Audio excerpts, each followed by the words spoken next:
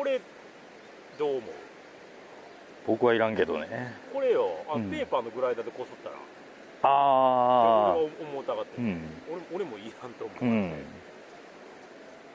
ちょっとこの面を全部吸ったらね、ないなるんやないかなって。じゃあもう一回やらないかんけど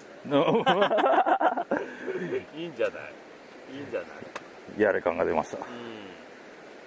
これ邪魔やね。邪魔やね。これ邪魔、本当邪魔。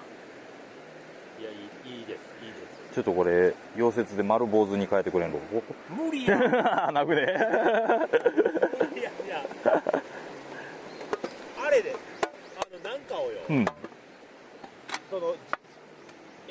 丸坊主にしてよ、うん、上からああ、なるほどなるほど。おお。一回のけちょってのけるか、裏にやるかよ。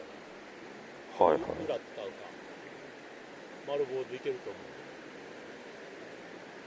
これでちょっと塩水かけてほたくっちゃったらいいサビにならんのか。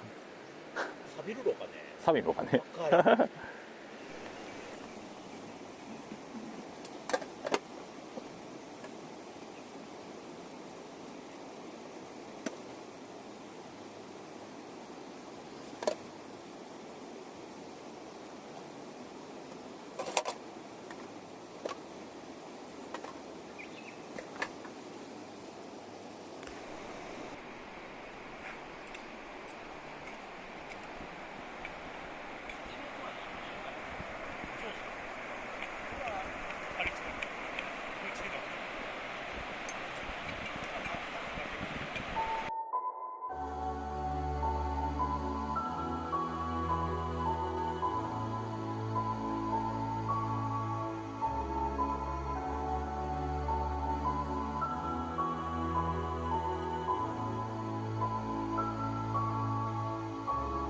こちらこそありがとうございました。